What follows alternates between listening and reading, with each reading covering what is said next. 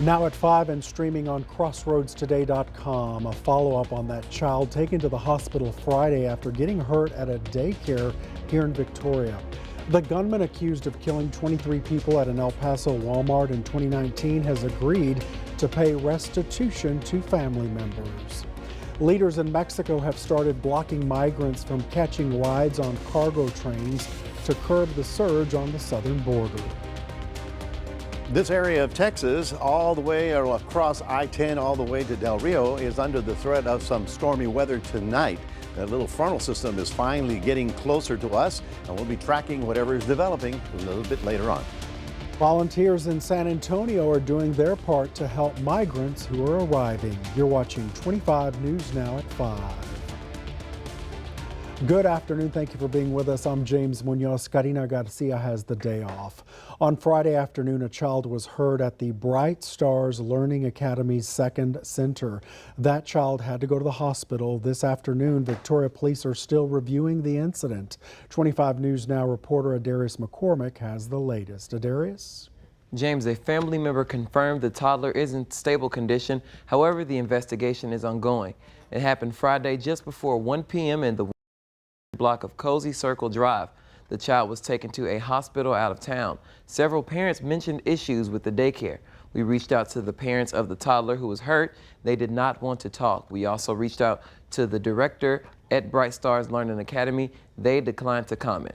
We did check the state's website that monitors daycares, and we did not find any major issues with Bright Stars. The state's Child Care Investigations Division has an open investigation at the facility to see if abuse and neglect was a factor or if there was violation of state minimum standards. The results of an investigation will be turned over to the Texas Health and Human Services Commission, which licenses child care facilities in Texas. James, back to you. Adarius, thank you so much. Keep us updated on that story. Now, you can check your child's daycare on texaschildcaresearch.org, the website right there on your screen. You can also search for a licensed child care center or home and see which daycares or child care operations faced issues or did not renew. Here's your viewer poll this afternoon. Scan the QR code on your screen to participate. Have you checked your child's daycare on that state's website? Yes or no? We want to hear from you. Come to crossroadstoday.com/vote to participate. And we'll have an update on 25 News Now at 10. A gunman who killed 23 people in a racist attack on Hispanic shoppers at a Walmart in 2019 has agreed to pay more than $5 million to families of the victims. A U.S. district judge signed off on the amount Patrick Crucius has to pay in restitution. He was sentenced to 90 consecutive life sentences in July after pleading guilty to federal hate crime charges. Crucius faces a separate trial in state court where he could face the death penalty if convicted. Due to recent rainfall, Victoria County Commissioners lifted that burn ban. The fire marshal says recent rains helped just enough for the county to lift the burn ban. Many areas are still very dry. Residents should be careful when doing any outside controlled burning. And let's check in with Mac. Mac, you say there might be some storms tonight. We need the rain. You bet. In fact, the little frontal system that is drifting down to our area triggered big stuff up in the hill country. Austin got egg-sized hail last night. Right now, it's fairly quiet for the crossroads, but watch this. Look at Houston, just getting a big line coming down I-45, rolling into the city right at rush hour. That's probably going to be a lot of fun. We'll be talking about our rain chances coming up in just a moment. In Bexar County, a human skull was found near Highway 90 and Loop 1604 on December 23rd last year. Authorities now have new identity sketches. You can see those and read this story on crossroadstoday.com under news. The city of El Paso has opened an overflow shelter to handle the amount of migrants coming into the U.S. City leaders say El Paso is reaching a breaking point with the surge of migrants crossing the border.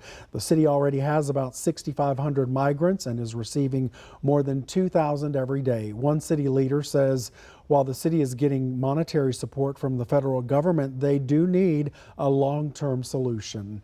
Volunteers in San Antonio are doing their part to help asylum seekers arriving in Military City, USA. Where some see a group of migrants, Mariano and Esperanza Treviño say they saw hungry faces, and that was enough to convince them to take action. Ellos lo necesitan bastante. In a matter of seconds, the snacks, drinks, and few clothing items they brought to the parking lot across the street from the Migrant Resource Center on San Pedro were gone. We are human, so we like to help.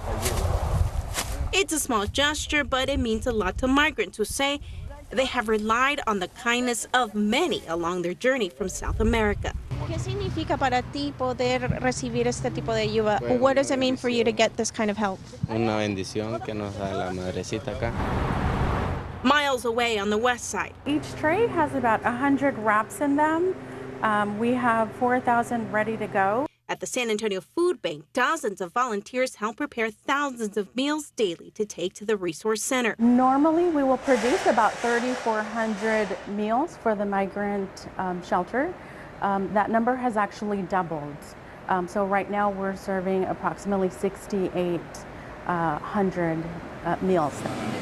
And the need continues to grow. Every day from 6 to 11 a.m., volunteers pack nutritious meals, not just for migrants, but for other organizations who help fill a need across San Antonio.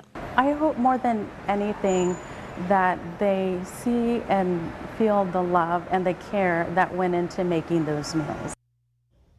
Mexican leaders have started blocking migrants from riding these cargo trains. Last week, a Mexican railroad operator temporarily suspended 60 trains due to the influx of people, and Mexico's immigration authorities have deployed agents to prevent people from climbing aboard.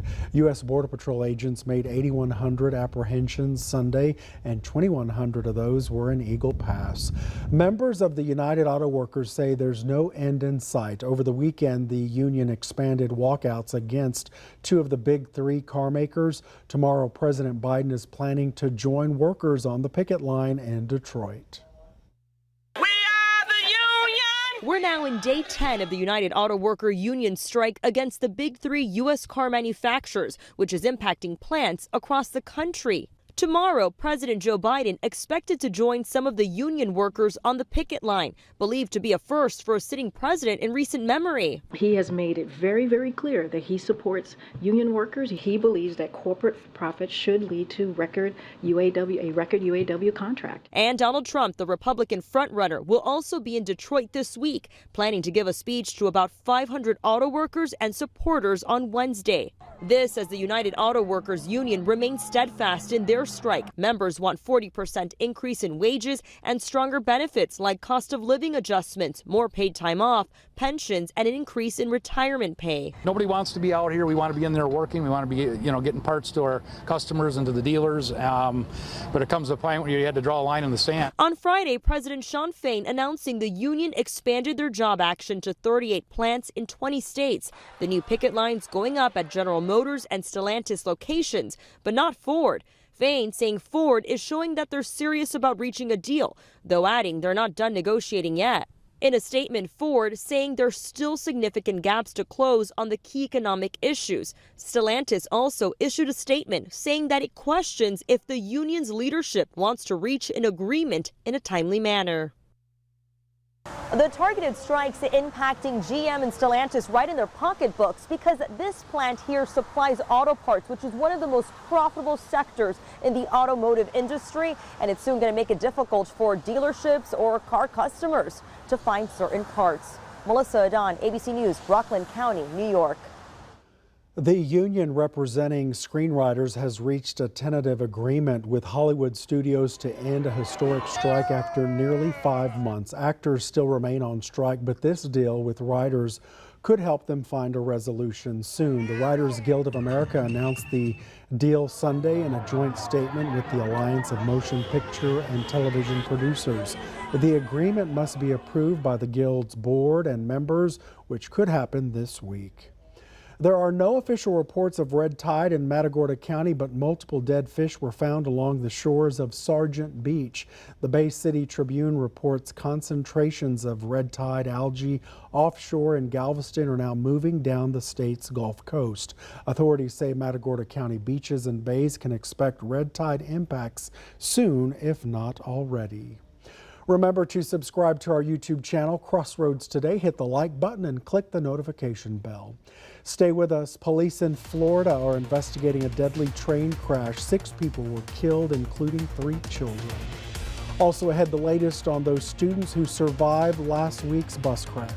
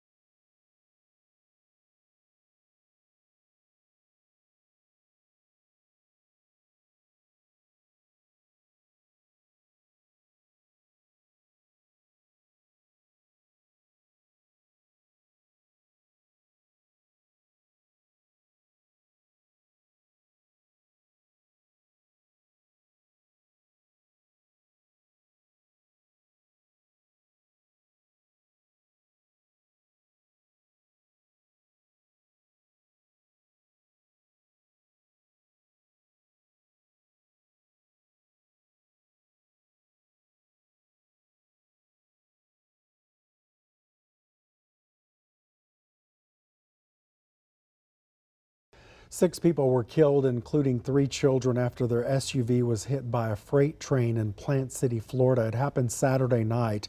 Police say 7 people were on their way to a birthday party when the SUV crossed the railroad tracks and was hit by the train. Video from the train shows the SUV slowly cross the railroad crossing without stopping to look both ways. The train conductor activated its horns and lights to warn the driver. Police say 5 people were thrown from the SUV. They died at the scene. The 7th person is in critical condition. High school band students in the hospital after a bus crash in New York last week are expected to be okay. Farmingdale school district leaders say some students are still struggling. 2 adults were killed in the crash. 5 students were in critical condition.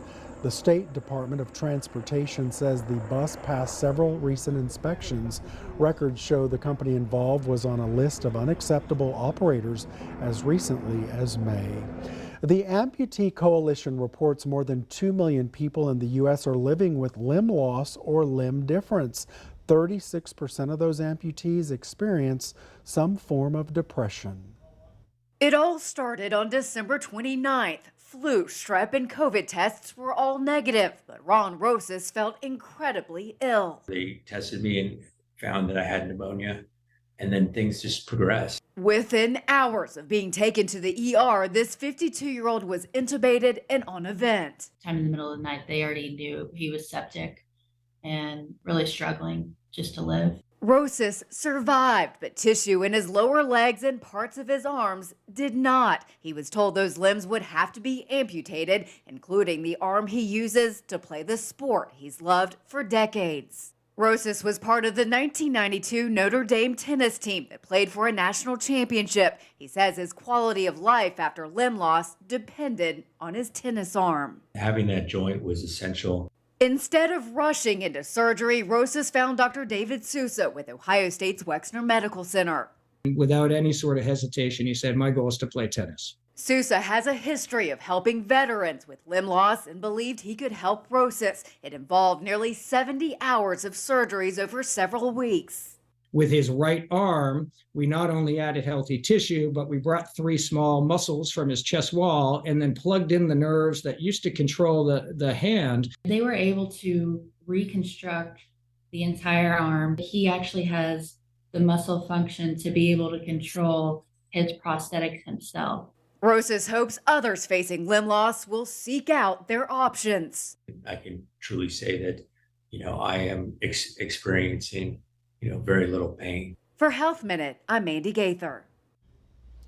The National Oceanic and Atmospheric Administration expects a strong El Nino this winter. This is the first time in years we'll feel the effects of the phenomenon during the coldest months of the year. El Nino occurs when specific ocean temperatures are warmer than normal for an extended period of time. The agency says the south could see wetter and cooler weather while the north becomes drier and warmer. Historically, El Nino leads to milder winters in the Pacific Northwest, Plains, and Midwest regions. Well, good afternoon, everyone. While it's fairly quiet here in the Crossroads, where are the thunderstorms? Well, you should ask your friends in Houston because there's a big line of storms just headed to downtown, coming down 290 right about now. And of course, that's no fun during afternoon drive.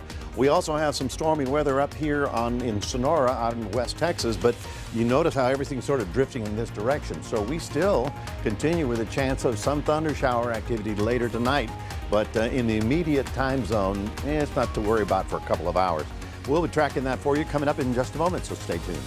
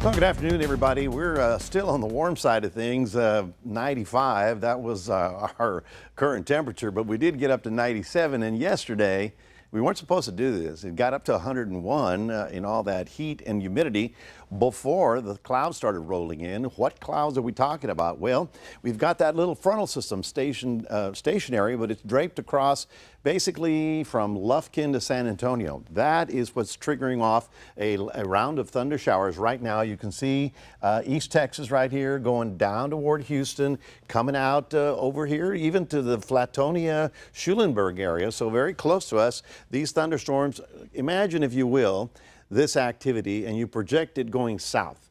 Well, let's say Wharton is going to be getting some stormy weather within the hour or so, and if you happen to be driving northbound, you might be running into that. That is like right now. Now, for tonight, however, we look at this area, which is sort of destabilizing out here, and everything will flow in this fashion. This is the way the winds are taking these storms. So basically, even this system in Houston may just clip our area to the east. So if you need to be going outside, you may see some thunder and lightning out there. These storms are getting strong. Now, they do have a severe thunderstorm advisory for right downtown Houston, even as we speak. Last night up in Austin, well, actually Round Rock, the Kia dealership in Round Rock had so much hail that most of their cars got windows broken. And it was egg-sized hail. So it was bad news up there. If you know anybody in that area, hopefully their cars are okay. This whole area from Houston to Del Rio and down to Corpus Christi is under the severe thunderstorm watch. I mean, it's a low-grade watch, but we're certainly interested in seeing any additional rainfall that we might get. So if we go through Future Tracker and look at the future, it doesn't give us a lot of rain here, but notice this in blue, that's over an inch. Okay, so some of this is coming down tonight, but this is for tonight and tomorrow through the next couple of days. So we'll watch and wait and keep our fingers crossed that we get something. Right now, these are the observed highs, 96 in Houston before the clouds got there, 97 for us. In the mid-80s up in Lubbock. We're looking for 92 tomorrow because we're going to have clouds and additional showers possible. Of course, you need a little heating. You need a loose atmosphere, and you need the moisture to be able to kick it up. And so we're going to be watching it. Here's that little front. It's just north of us. And this little front to the north is basically going to help push it all the way through our area. So at some point on Tuesday or Wednesday, we're actually going to get a little bit of a north wind for a while. Meanwhile, the stormy weather on the East Coast has finally pulled offshore, and I'm looking this way. Now, I'm not looking to the Gulf, to the tropics anymore. I'm looking to the northwest. Another big Pacific storm coming in, and we're going to watch that as it rolls in. Philippe is out here in the mid-Atlantic, not going to be a problem as far as we're concerned, and the storm behind it is right about here, likely to develop. These are way far out and really not in a pattern to move into our area. We're getting frontal systems now. We're all ready to Philippe, and Marina would be next. So we're moving on strong to that count that I predicted there. Looking for a 90 tomorrow, a 90 in Port Lavaca, 93 with afternoon showers in the Cuero, and we are looking at a low-grade opportunity for afternoon showers pretty much every afternoon as we had a looser atmosphere, something that we haven't had since the big dome came in so many months ago. That's your 7-day forecast, reminding everybody we do have a QR code. We'd love for you to scan that and put Crossroads Today on your phone. Here's James. Mac, thank you so much. Coming up next on 25 News Now at 5, we'll take a look at your stocks. Plus, the Biden administration has announced more than $1 billion in rail investments.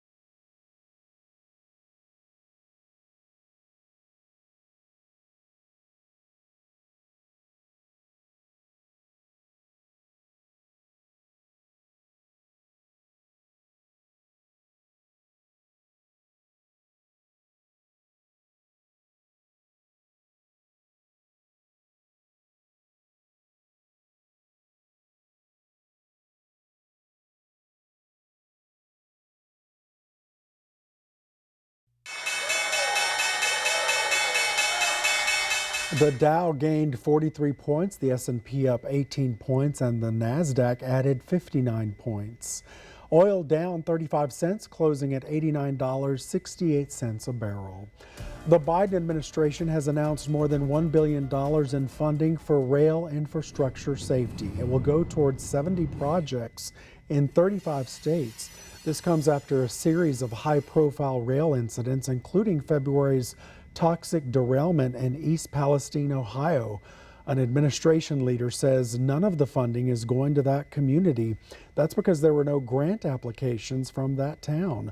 Ohio is getting more than $26 million. Costco is recalling 48,000 mattresses due to reports of mold. So far, 500 customers reported the mold issue is with the Nova Form Comfort Grande 14-inch and Nova Form Dreamaway 8-inch mattresses bought this year. Mold growth may have occurred because of exposure to water when the mattresses were made. The Consumer Product Safety Commission warns mold could put those with weakened immune systems, damaged lungs, or mold allergies at risk of health issues. Customers who own these mattresses should contact the maker. We'll take one last look at your forecast with Maclovio Perez. Also, a 40-year-old Pacific white-sided dolphin moved to a new home in San Antonio. Here's a look at what's coming up on World News tonight, right after 25 News Now at 5. This week, the shutdown showdown amid Republican infighting on the Hill with less than a week to go. Plus, the migrant crisis at the border. More Americans turn to the most watched newscast on television. World News Tonight with David Muir.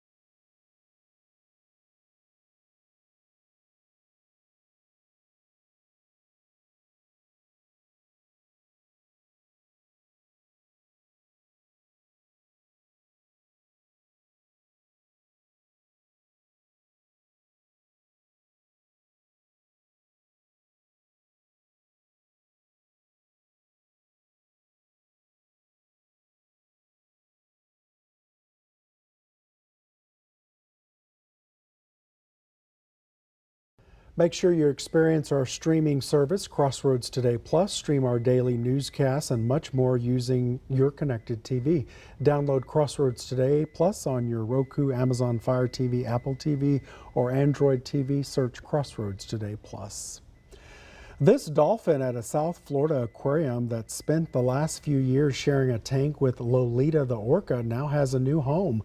Lee was moved to SeaWorld San Antonio. His former companion was the oldest orca in captivity when she died at Miami Seaquarium in August at the age of about 57. Lee is a 40-year-old Pacific white-sided dolphin. They can live more than 40 years. Miami Seaquarium says the dolphin will now live out its life with other dolphins of his species and receive a world-class care at SeaWorld San Antonio. I did not know you could put them together, an orca and a dolphin. I didn't either, because the orcas are meat eaters. Know, they go for prey. But I guess I figured it's too big. Sounds like a children's book to me. Orca and the white. But that's kind of a sad ending. Well, but they have to be split eventually. I mean, it's the process of life, and then. I have mixed feelings. I appreciate the being in the wilderness, but I like seeing them up close. So I don't know. It's a tough one.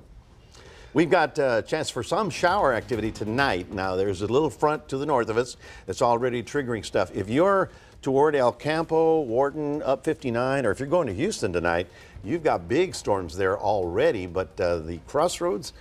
Nothing really aimed at us just about now. All right, due to the NFL tonight only, there's 25 News Now at 6 p.m. There's not, so join us at 10.